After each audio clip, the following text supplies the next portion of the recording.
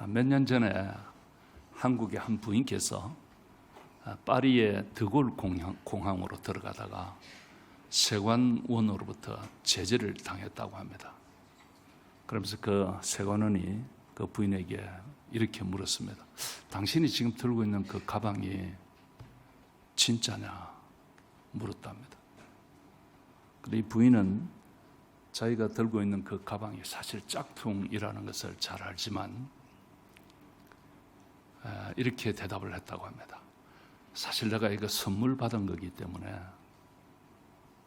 이게 진짜인지 짝퉁인지 잘 알지 못합니다. 아마 불의를 잘 하셨던 것 같아요. 그렇게 대답을 하니까 그 세관원이 많이 보면서 이거 가짜 아닐까?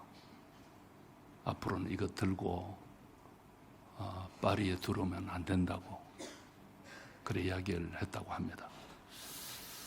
그런데 이제 다른 한 분, 중국 부인이었는데 이분도 가방을 들고 들어갔는데 말이 잘 통하지 않는 거예요. 그래서 이제 그 가방 속에 있는 물건들을 다른 가방으로 다 옮기게 하고 그 가방을 압수했다고 합니다. 지금 이 세계에서 짝퉁으로 유통되는 그런 물건이 대체적으로 유럽에서 생산되는 것이 많다고 합니다. 그리고 이 무역에서 차지하는 이 짝퉁의 비율이 1년에 한 10% 정도 된다고 합니다. 금액으로는 약 3천억 유로 정도 된다고 합니다. 이것을 한국 돈으로 환산을 하면 약 350조 원 정도 되는 금액이 짝퉁으로 유통되고 있다고 합니다. 그런데 지금은 이 짝퉁들을 잘 찾아낸다고 그래요. 뭐가 찾아내는가 하면 AI, 인공지능이 이걸 잘 찾아낸다고 합니다. 사람의 육안으로 보면 정말 이게 진짜인지 가짜인지 구분이 잘 안 되는데 인공지능이 이걸 그냥 금방 찾아낸다고 합니다. 혹시 이런 거 들고 계신 분들이 계시면 유럽에 갈 때는 집에 놔놓고 그렇게 가시는 것이 좋을 듯 합니다. 근데 여러분, 왜 이렇게 이 짝퉁들이 많을까요? 한 350조 원 정도 상당의 짝퉁들이 많다고 하는데 왜 그럴까요? 그것은 이름 때문이죠. 그 브랜드의 이름이 유명하기 때문에, 그리고 그것이 워낙 비싸니까 짝퉁을 만들어서 좀 싸게 사람들이 쓰고 있는 것으로 보입니다. 그런데 여러분, 근데 참 놀랍게도 이 짝퉁이 하나님에게도 있어요. 일본 사람들, 우리가 믿는 하나님을 그들은 가미사마라고 합니다. 그런데 그들이 믿고 섬기는 귀신도 가미사마라고 합니다. 천주교에서는 우리가 믿는 이 하나님을 그들은 하느님이라고 합니다. 같은 개념으로 보지만 그런데 그들은 굳이 하느님 이렇게 부릅니다. 그런데 무당들이 믿고 섬기는 천지신명, 그것도 하느님입니다. 문선명이는 자신이 하나님이라고 했습니다. 안산홍이라고 하는 사람도 자신이 하나님이라고 하다가 죽어버렸어요. 그러니까 나중에는 그 부인이 엄마 하나님, 어머니 하나님이라고 하면서 지금 나서 있고, 지금 저기 이스트 런던에 가면 이 엄마 하나님, 안상홍의 부인이 꽤 씨앗을 뿌려놨는데 거기에 많은 사람이 지금 현혹이 되어 있다고 하는 것을 제가 선교사님을 통해서 듣게 되었습니다. 겉으로 보면 비슷해요. 그리고 일반 교회와 똑같은 간판을 걸었지만 근데 이단들이 많습니다. 여러분들 대체적으로 하나님에 대해서 또 성경에 대해서 완벽하게 설명한 곳이라, 완벽하게 강의한다, 완벽하게 성경 공부한다고 하는 곳이 있으면 대체적으로 이단일 가능성이 많습니다. 특히 구약의 다니엘서, 신약의 계시록을 완벽하게 강의합니다. 완벽하게 이해할 수 있도록 성경 공부합니다 하는 데가 있다면 가짜일 가능성이 많습니다. 환상 중에, 묵시 중에 본 것을 기록한 이 성경, 하나님께서 그런 방식으로 알게 하셨지만, 그러나 그것을 그 환상 중에 본 것, 그 묵시 중에 본 것을 기록해 놓은 것을 우리가 정말 명확하게 다 이해한다? 사실 쉽지 않은 일입니다. 이런 부분은 굉장히 어렵습니다. 이 전지전능하신 하나님, 그 하나님을 유한한 우리 인간들이 다 이해한다? 그건 어려운 일입니다.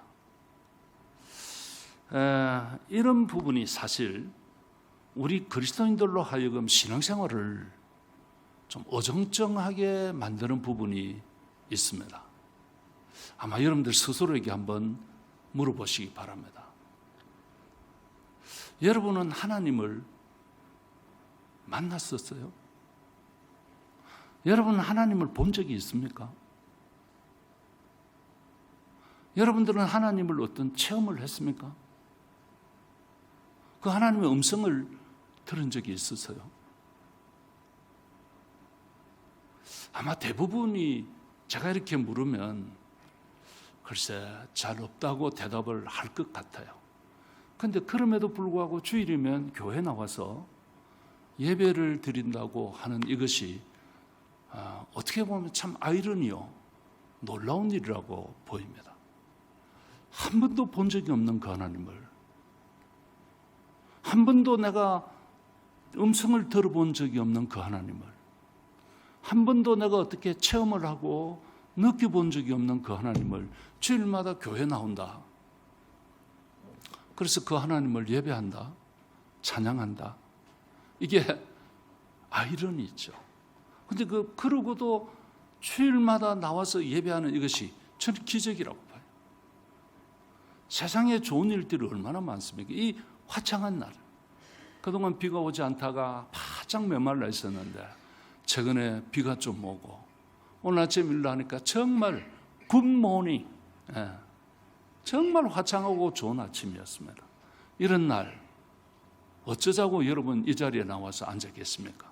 한 번도 본 적이 없는 그 하나님을 예배하신다고, 한 번도 체험해보지 못한 그 하나님을 찬양한다고 이렇게 나와 있는 이 자체가 기적 아니겠습니까? 그러니까 우리가 이 신앙생활을 해나가면서 내가 하나님을 만난 경험이 없으니까, 본 적이 없으니까, 그러니까 참 어정쩡하게, 참 어정쩡하죠. 오늘 이것도 아니고 저것도 아니고 안 나가자니, 뭐 교회 직분은 받았으니까 좀 그렇고, 또 가자니 그리고 구체적인 뭐가 없어요.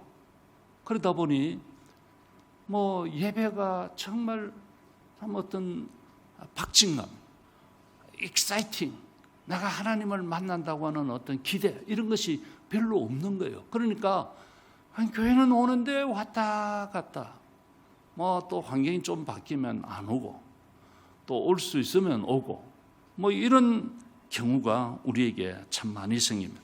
그래서 우리 그리스도인들 가운데 이런 문제 때문에 우리의 신앙생활이 어정쩡해지는 경우가 굉장히 많은 것입니다.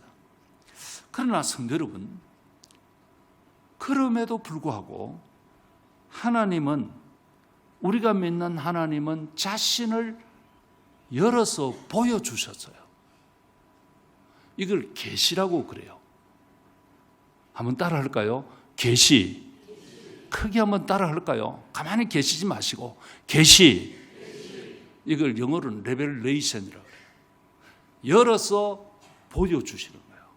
하나님은 자기 자신을 우리에게 열어서 보여주세요. 한 번도 우리는 본 적이 없는데, 그런데 하나님은 그렇게 계시하셨습니다. 그리고 하나님을 경험하게 하셨습니다. 그래서 성경 속에 있는 이 믿음의 사람들은 다 하나님을 경험한 사람들의 이야기입니다.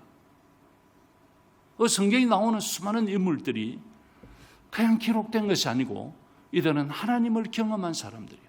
그리고 오늘 이 시대, 우리와 똑같은 이 시대의 삶을 사는 사람들 가운데 많은 사람들이 이 하나님을 만나고 이 하나님을 경험하고 감격해하고 놀라워하고 그러면서 신앙생활하는 사람들이 오늘 저와 여러분들이 살고 있는 이 시대에 그런 분들이 굉장히 많습니다.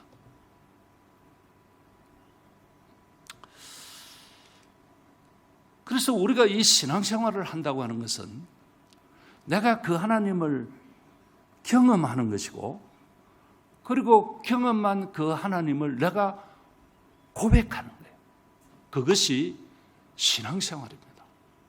저는 오늘 이 자리에 앉아 계신 여러분들이 나도 하나님 만났어요. 나도 하나님 경험했어요 하는 그런 경험을 가지고 다른 사람들에게 간증도 하고 고백도 할 수 있기를 축복합니다. 정말 이건 놀라운 일이에요. 그런데 여러분, 그 하나님은 정말 높고 위대하시고 광대하시고 오묘하신 하나님이에요. 그래서 그 하나님을 한마디로 다 설명하기에는 너무너무 어려운 분이에요. 하나님은 계시고 또 그 하나님을 만난 사람들마다 그 하나님을 만난 것이 너무나 놀랍고 신기하고 오묘한데, 그 하나님은 어떤 분이냐? 위대하신 분이에요. 아주 높으신 분이에요. 광대하신 분이에요. 그리고 너무너무 오묘하신 분이에요. 그래서 그 하나님을 우리가 한마디로 설명하는 것이 참 어렵습니다. 그래서 우리가 이 하나님을 안다고 할 때 그 하나님께서 자기 자신을 열어서 계시하시는 것 가운데 하나가 뭔가 하면 자신의 이름이에요. 이름.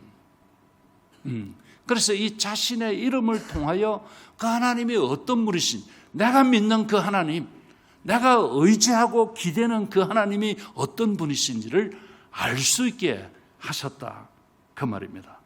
자, 그리고 우리가 그 하나님을 사실 아는 것이 정말 중요합니다.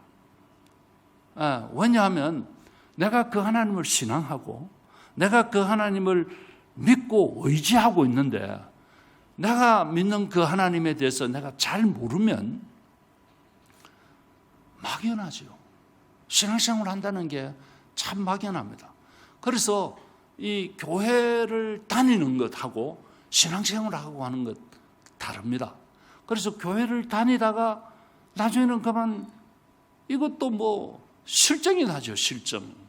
그렇잖아요. 듣기 좋은 꽃노래도 한 번, 두 번이라고. 내가 경험도 못했는데 뭐 매주 나온다고 하니까, 그리고 내가 교회에서 만나는 사람들 어떤 게 보면 나에게 상처를 주고 보고 싶지 않고 뭐 이런 사람들이 있는 거예요. 그러다 보니까 실정이 나고 떠나게 되는 거예요. 그래서 교회를 잘 나오다가 안 나오게 되는 경우가 바로 이런 케이스인 것입니다. 하나님을 잘 모르기 때문에 그래요. 저는 오늘 이 시간 여러분들이 하나님을 정말 잘 알 수 있기를 바랍니다. 그런데 이 하나님을 잘 안다고 할 때 어떻게 우리가 하나님을 알 수 있는가? 그것은 하나님께서 자신을 우리에게 계시하실 때 이름으로 우리에게 말씀하신 거예요. 자, 그렇다면 그 이름이 많은데요. 오늘 이 본문에 나타나는 이 이름을 가지고 우리가 한번 좀 보려고 그래요. 자, 그러면 오늘 이 본문에 나타나신 하나님은 어떤 분이신가? 한번 크게 따라할까요? 저만 하게 하지 말고 큰 소리로 합시다. 다 같이요. 스스로 계신 하나님. 다시 한번 크게. 스스로 계신 하나님. 자, 여러분, 내가 믿는 하나님은 스스로 계신 하나님이에요. 자, 이게 출애굽기 3장 14절에 이런 말씀 나오는데 우리 다 같이 한번 읽읍시다. 같이요. 시작. 하나님이 모세에게 이르시되 나는 스스로 있는 자니라. 또 이르시되 너는 이스라엘 자손에게 이같이 이르기를 스스로 있는 자가 나를 너희에게 보내셨다 하라. 여기에 스스로 있는 자니라. 하나님은 스스로 계신 분이시라고 말씀합니다. 자, 오늘 이 본문의 배경은 사실 이렇습니다. 자, 우리가 그동안 이 창세기를 쭉 보아왔는데요. 창세기 맨 마지막이 어떻게 끝났습니까? 제가 조금 연결을 해서 말씀을 드리려고 그래요. 어떻게 끝났죠? 이렇게 물으니까 대답하기가 곤란하죠. 이 창세기는 요셉의 무엇으로? 입관. 요셉이 죽고 관에 들어가는 것으로 창세기가 끝이 났습니다.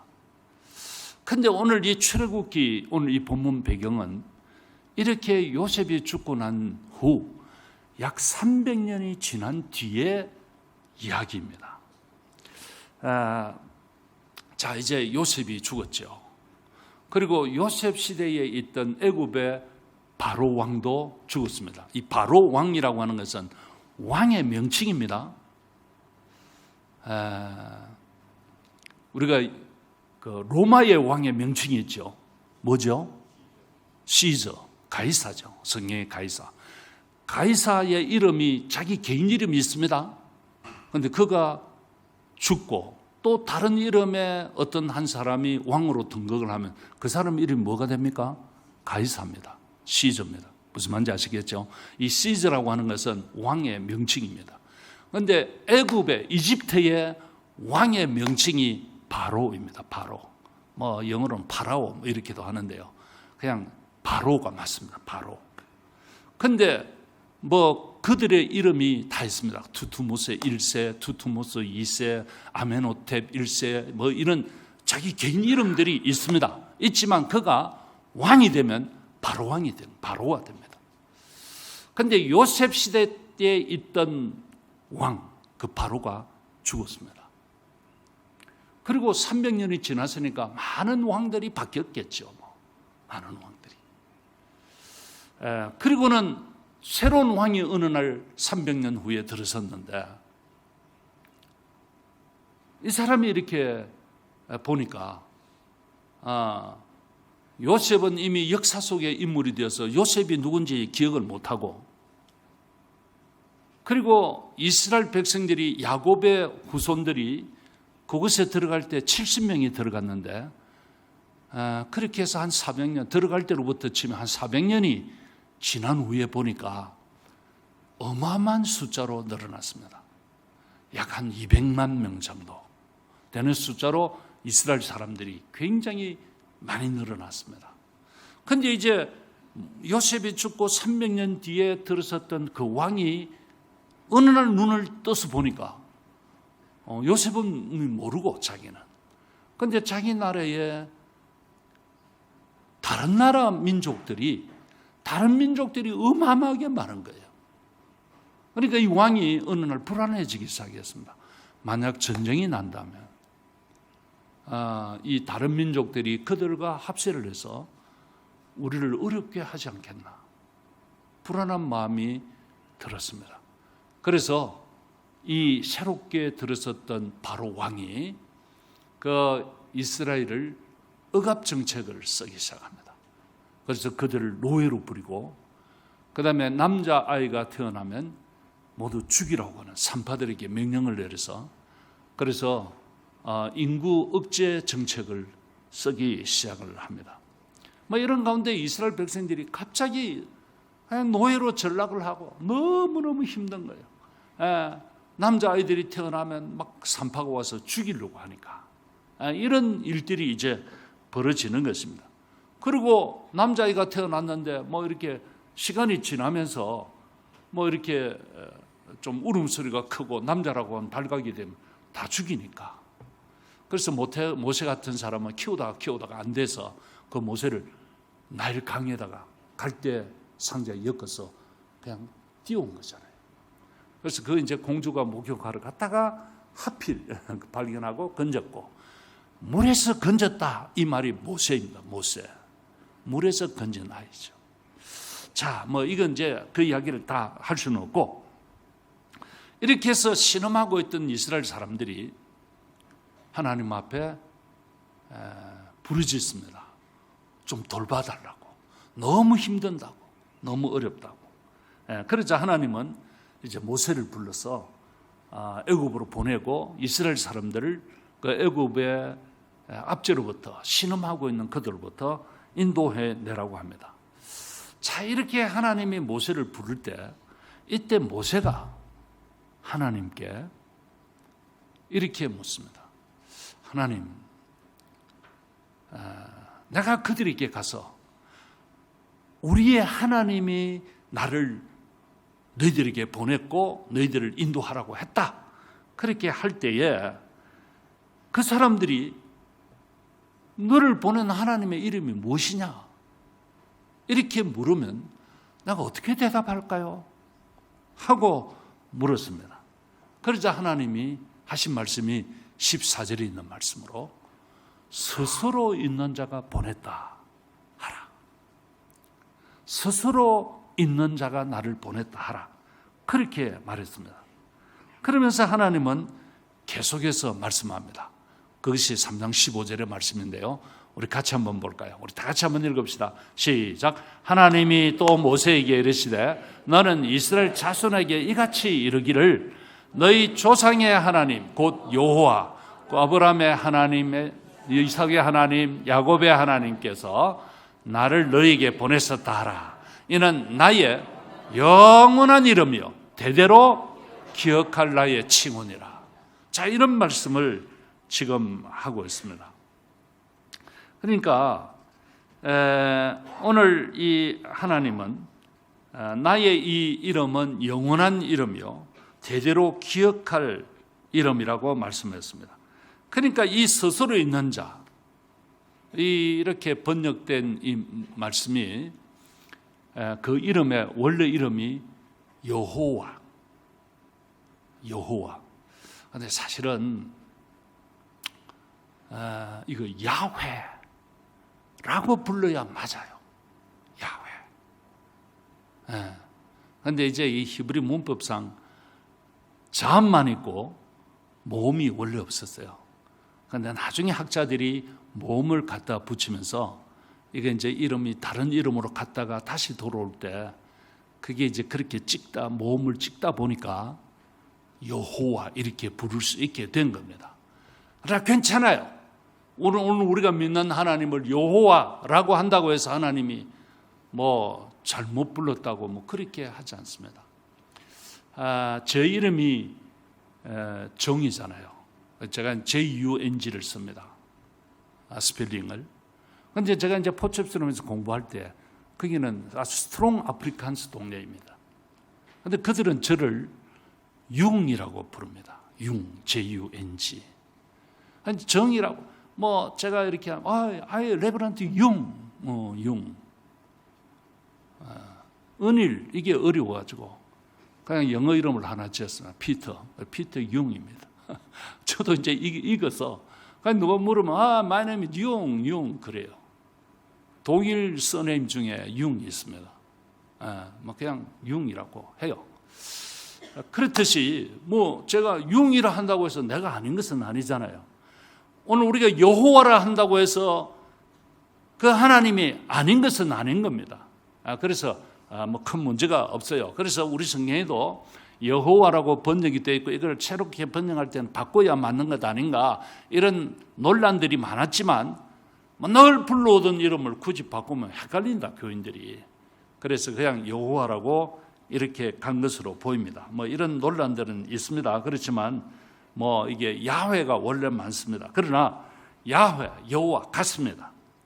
자, 근데 이 여호와 야훼 하나님은 스스로 계신 하나님입니다. 자, 그렇다면 여기서 이 야훼 혹은 여호와, 이 하나님은 어떤 하나님이신가?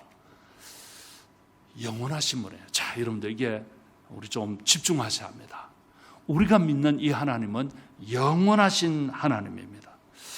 하나님은 모세에게 자신을 계시하시면서 스스로 있는 자라고 하십니다. 그리고 여기 스스로 있는 자라고 하는 의미가 뭐냐면 나는 나야, 이런 뜻입니다.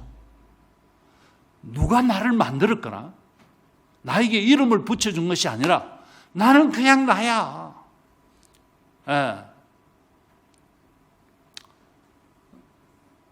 나는 신약 성경에서 나는 빛이니 할 때 이 나, 거기서는 헬라어가 에고 에이미, 에고 에이미, 나는 나야, 그 말입니다. 이 구약에 있는 이 말이 신약으로 하면 그렇게 되는 겁니다.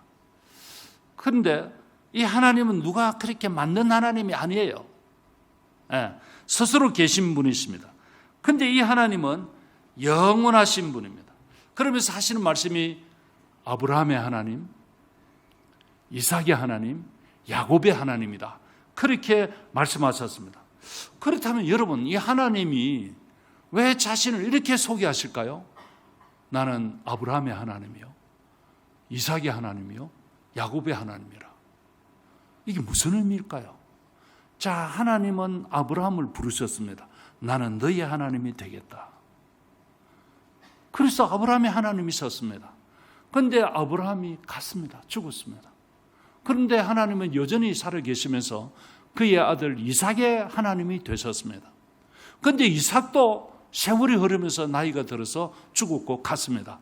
그러나 하나님은 여전히 계시면서 그의 아들 야곱의 하나님이 되셨습니다. 무슨 말인가 하면 우리 인간은 유한해요.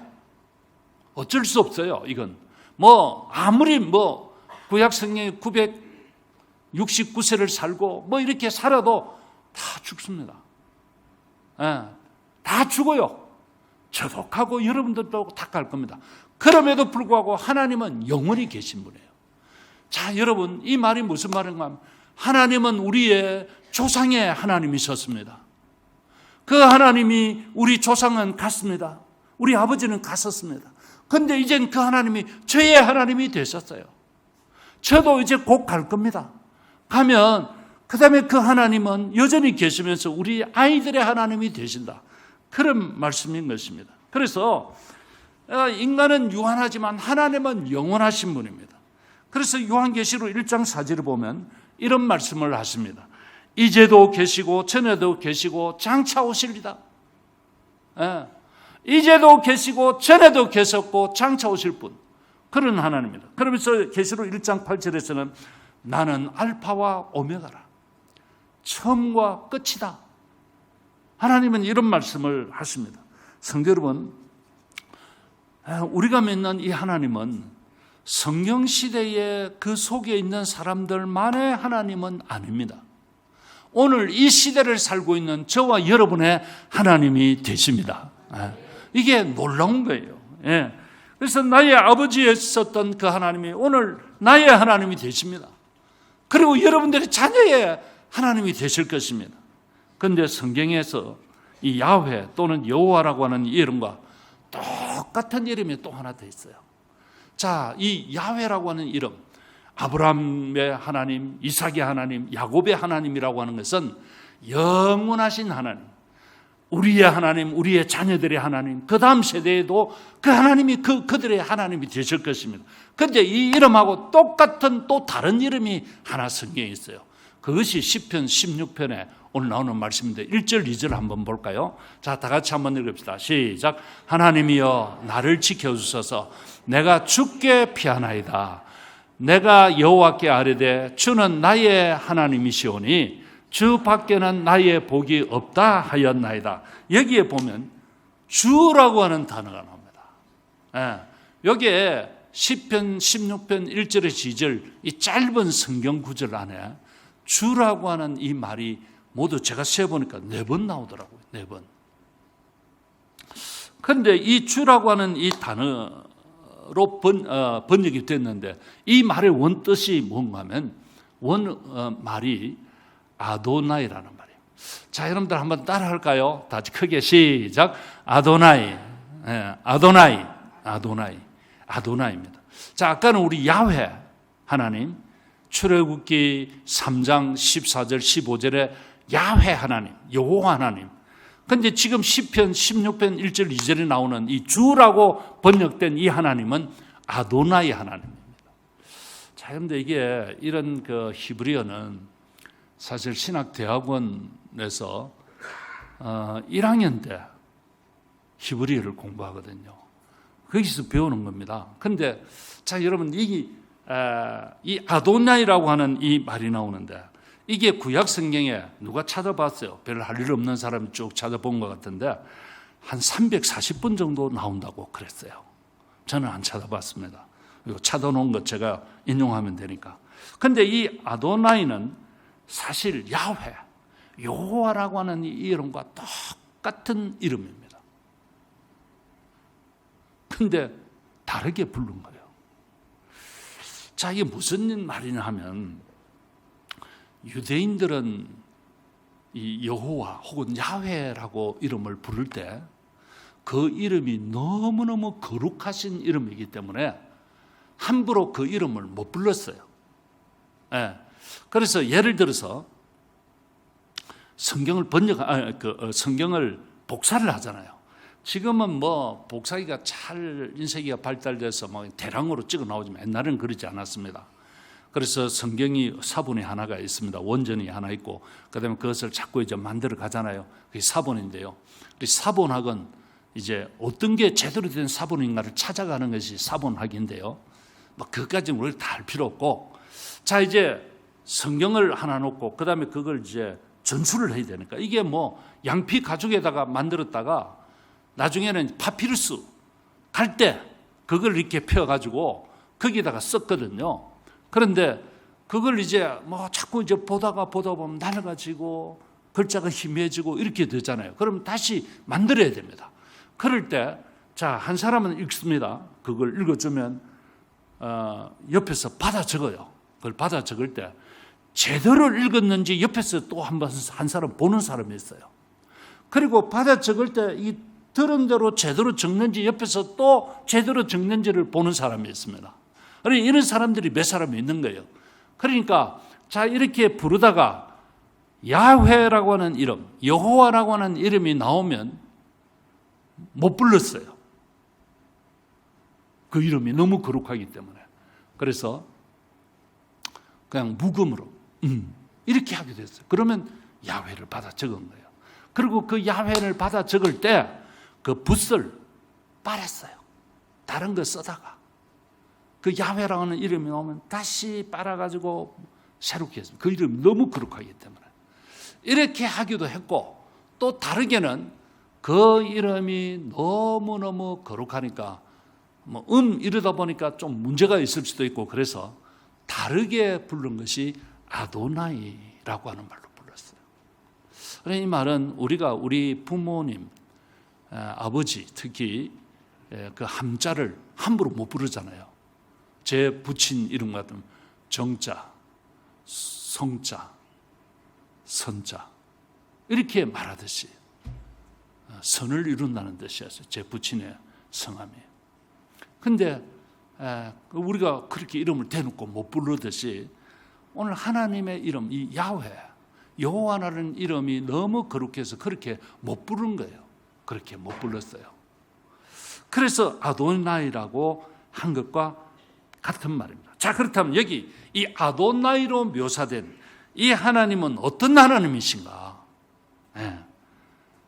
거룩하신 하나님.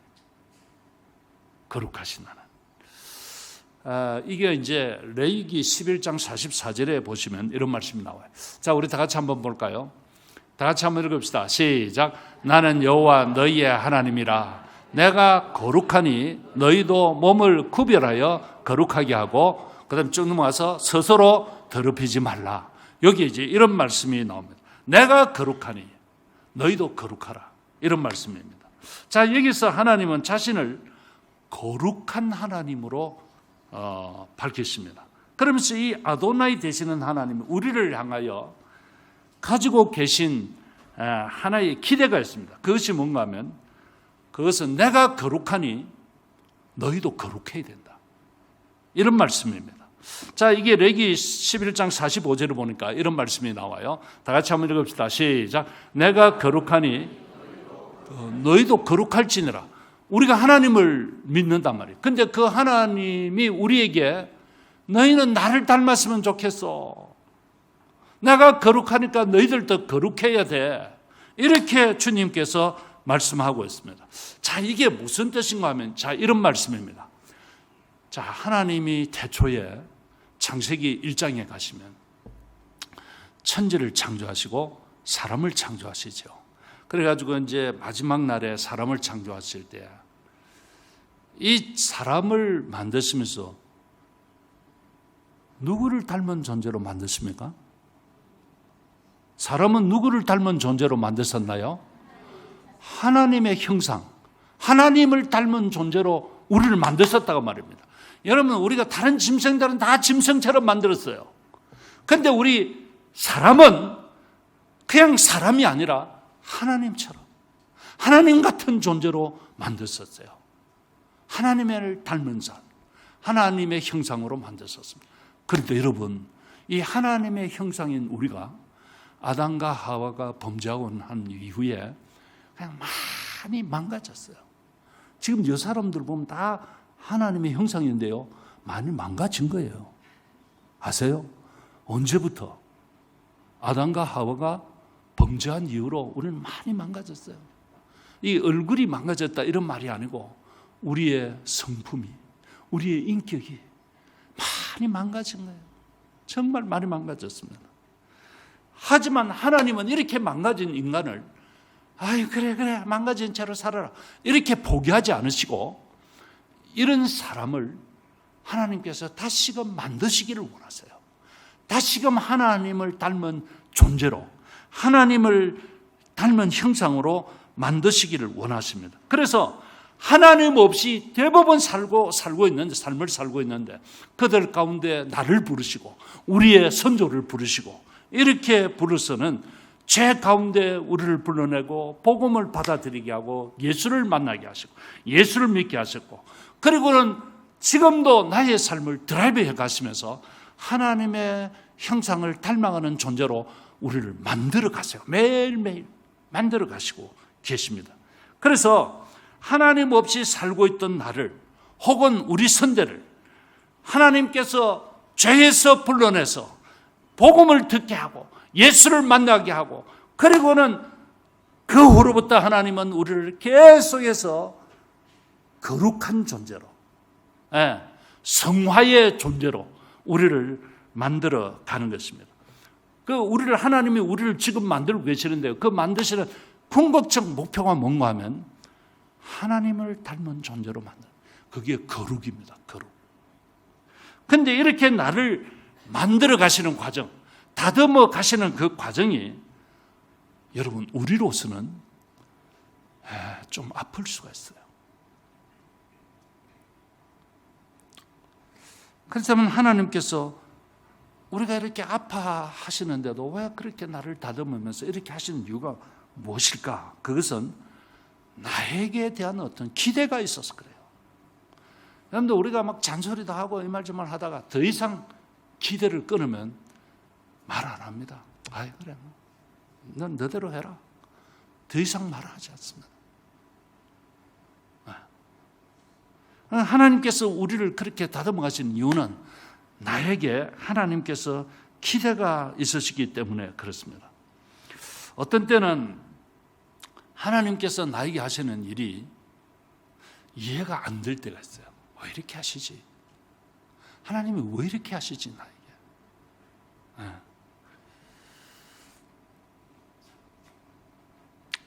근데 하나님은 그렇게 하시면서 나를 다듬어 가세요. 만들어 갔어요. 그래서 그 과정은 아프기도 하고 이해가 되지 않는 경우도 있지만 시간이 지나면서 우리가 웬만큼 다듬어지면 우리가 완벽하게 다듬어지지는 못해요. 이 세상에서는. 그 완벽은 언제 이루어지는가 하면 천국 가면 이루어져요. 그런데 웬만큼 하나님이 보시기에 다듬어지면 그 다음에 하나님이 나를 아주 최선의 자리에 나를 세워놓았어요. 이것을 경험하면 정말 놀라운 거예요. 예. 여러분, 제 방에 가면 목양실에 돌들이 몇 개 있습니다. 그 돌들이 저기 짐바브웨에서 온 것들이 많아요.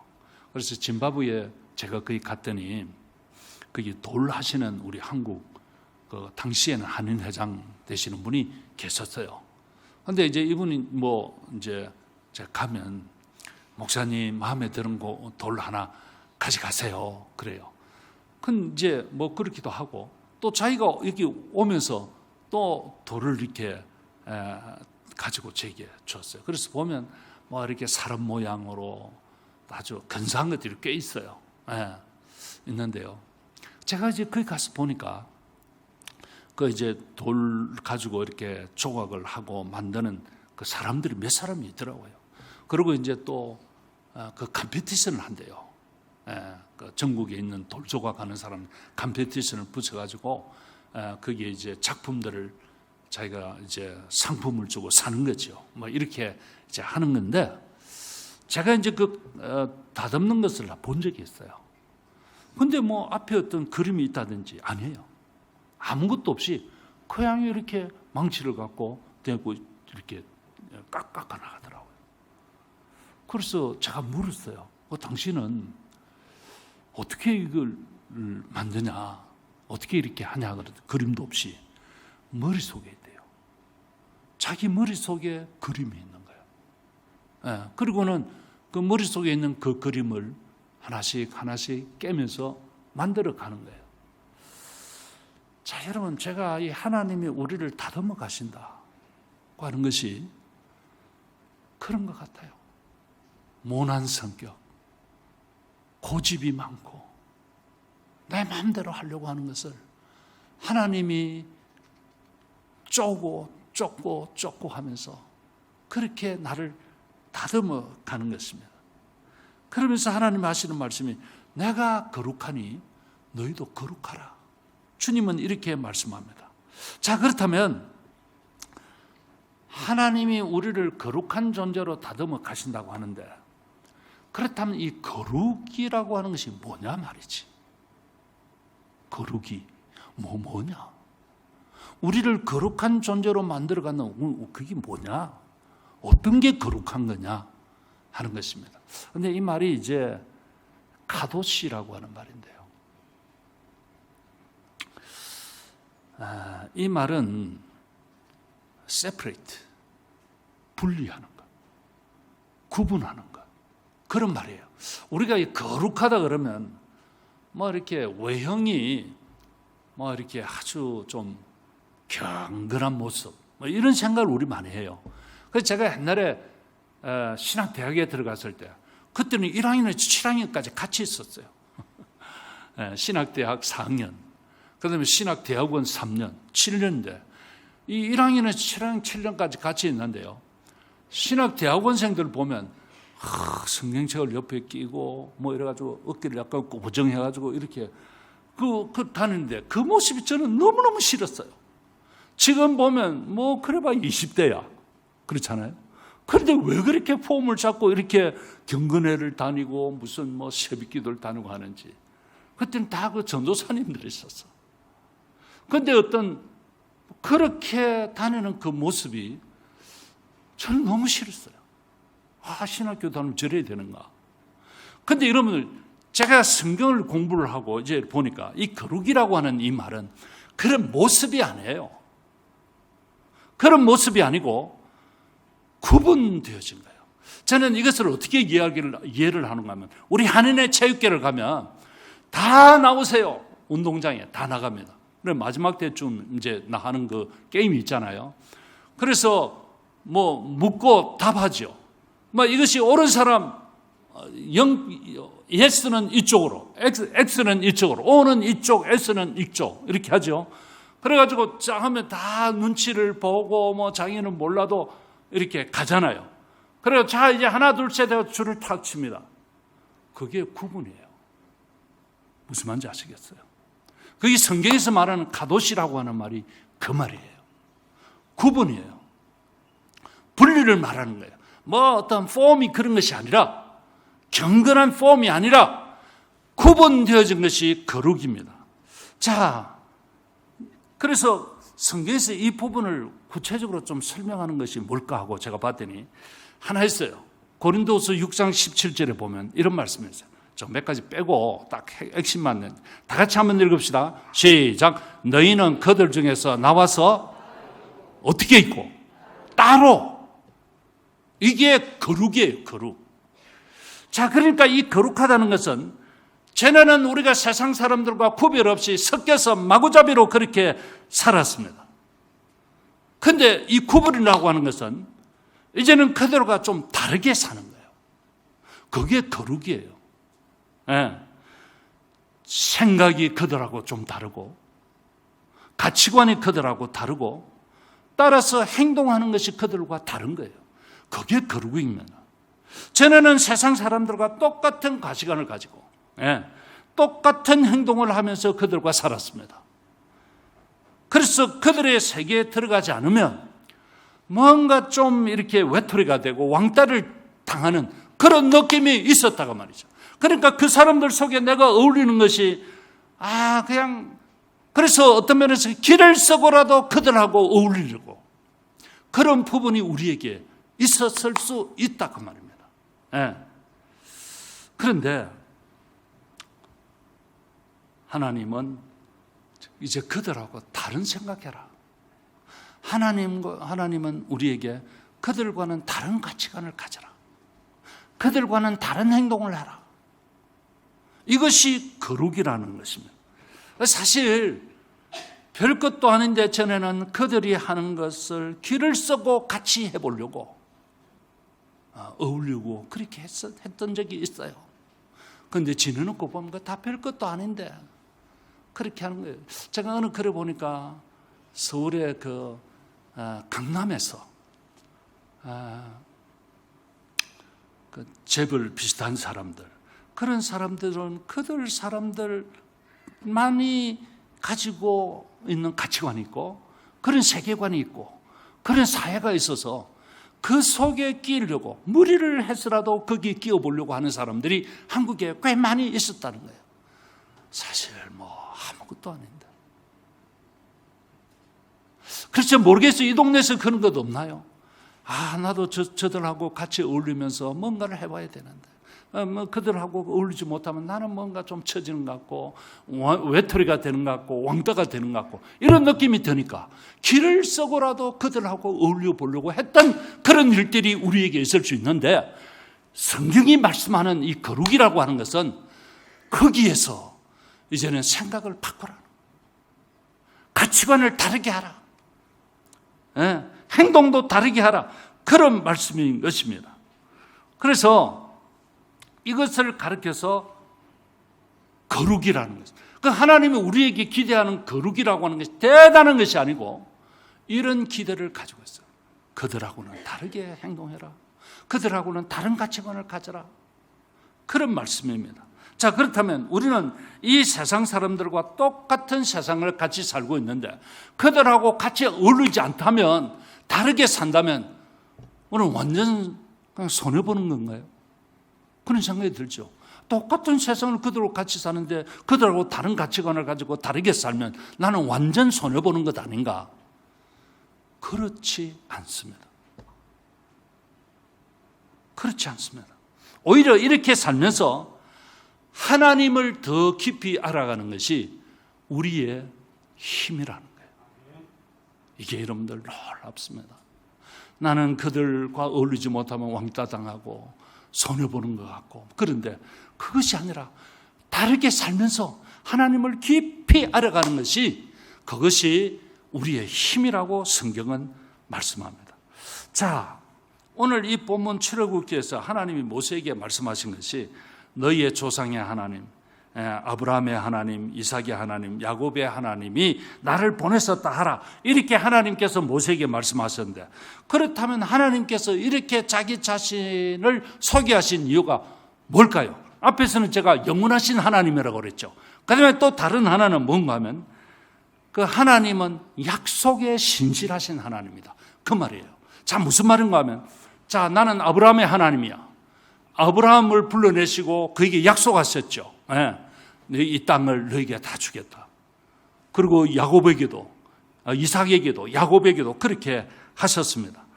그런데 이렇게 나는 아브라함의 하나님, 이삭의 하나님, 야곱의 하나님이라고 하는 것은 하나님이 그들과 해놓으신 약속 때문에 그래요. 약속. 예. 지금은 너희들이 남의 나라 애굽에서 고생하면서 살고 있지만 나는 너희 조상들과 해놓은 약속을 절대 잊지 않고 있어. 그래서 이제 때가 되었기 때문에 너희들을 인도할 거야. 그 약속 때문에 내가 이끌어낼 거야. 이런 말씀을 하고 계시는 겁니다. 자, 여러분, 성도 여러분, 이 말씀이 우리에게 주시는 의미가 무엇입니까? 하나님은 그분이 한번 해놓으신 약속은 절대로 변하지 않습니다. 그분이 한번 우리에게 해놓으신 약속은 절대 변하지 않습니다. 그 하나님이 우리를 향하여 해놓으신 약속이 참 많죠. 저는 개인적으로 하나님이 해놓으신 그 약속들 가운데 저는 딱 두 가지를 평생에 붙들고 살았어요. 중요한 약속. 물론 그 외에 이제 다른 말씀은 내가 개인적으로 붙드는 말씀도 있지만 하나님이 해놓으신 약속, 그걸 내가 지금까지 붙들고 앞으로도 내가 주님 앞에 갈 때까지 이 약속 붙들 거예요. 두 가지가 있는데 하나가 뭔가 하면 이사야 41장 10절 말씀입니다. 자, 우리 다 같이 한번 읽어볼까요? 시작. 두려워하지 말라. 내가 너와 함께함이라. 놀라지 말라. 나는 내 하나님이 됨이라. 내가 너를 굳세게 하리라. 참으로 너를 도와주리라. 참으로 나의 의로운 오른손으로 너를 뭐하라? 붙들리라. 예, 이 말씀 제가 붙들고 있습니다. 오늘까지 제가 붙든 이 말씀입니다. 예, 굳세게 하리라. 도와주리라. 너를 붙들리라. 얼마나 놀랍습니까? 이 약속 변하지 않거든요. 예, 저는 지금까지 이 말씀 붙들고 있습니다. 또 다른 하나는 신약에서 마태복음 7장 7절에서 8절 말씀.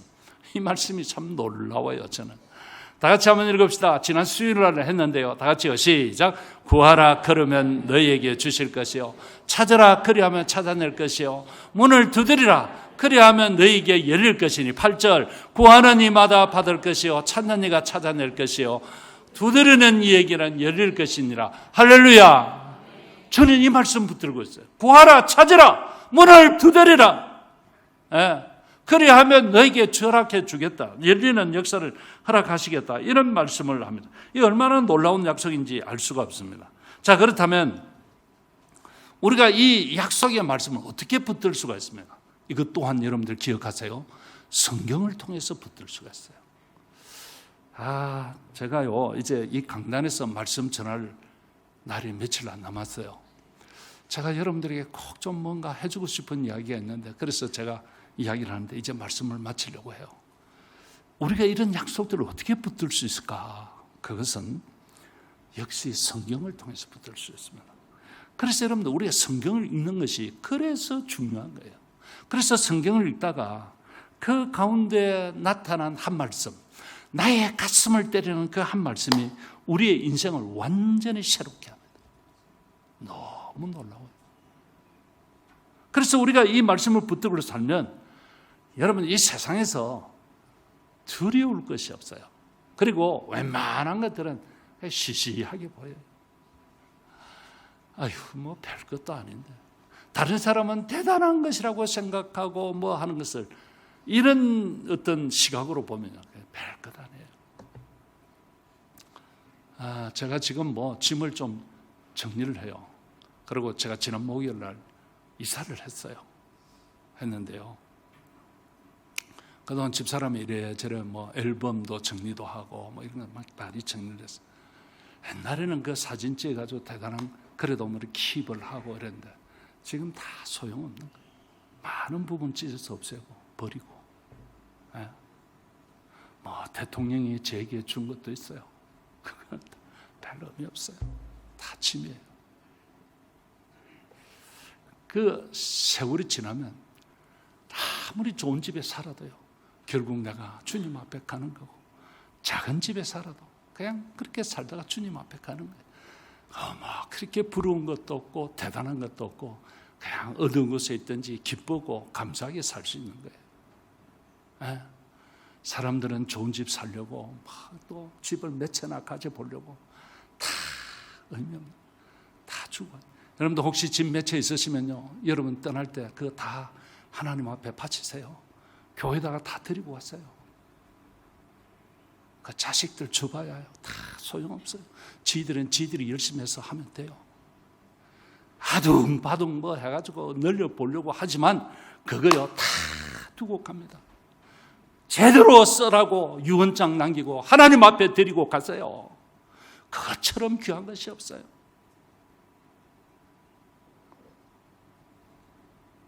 이렇게 하나님의 말씀을 붙들고 살면 세상에 두려울 것도 없고 부러울 것도 없고 그냥 감사하게 삶을 살게 돼요. 이 이야기가 이해가 안 되시는 분들이 꽤 많으실 겁니다. 지내보면 그래요. 뿐만 아니라 이 하나님은 우리의 삶의 현장에 오시는 분이에요. 자, 마지막으로 출애굽기 3장 7절 한번 볼까요? 자, 여기 보면 이런 말씀이 나와요. 다 같이요. 시작. 여호와께서 이르시되 내가 애굽에 있는 내 백성의 고통을 분명히 보고 그들이 그들의 감독자로 말미암아 부르짖음을 듣고 그 근심을 알고. 자, 여기 이제 보면 제가 이 말씀을 쭉 보면서 동사들이 제 눈에 확 들어왔어요. 그 동사가 뭔가 하면 보고 듣고 알고. 오늘 이 본문이 그래요. 여호와께서 이르시되 내가 애굽에 있는 내 백성의 고통을 분명히 보고, 그 다음에 나오는 말씀이 그들이 그들의 감독자로 말미암아 부르짖음을 듣고, 그 근심을 알고. 이 말씀이 저에게 얼마나 가슴에 들어오는지 몰라요. 그렇습니다. 우리가 믿는 하나님은 보시고 들으시고 아시는 분이에요. 그분은 우리의 삶의 현장을 보시고 우리의 신음소리를 들으시고 또 그분은 우리의 좌절과 우리의 아픔을 아세요. 그리고 내 곁에 다가오셔서 말씀하시죠. 힘들지? 조금만 더 기다려봐.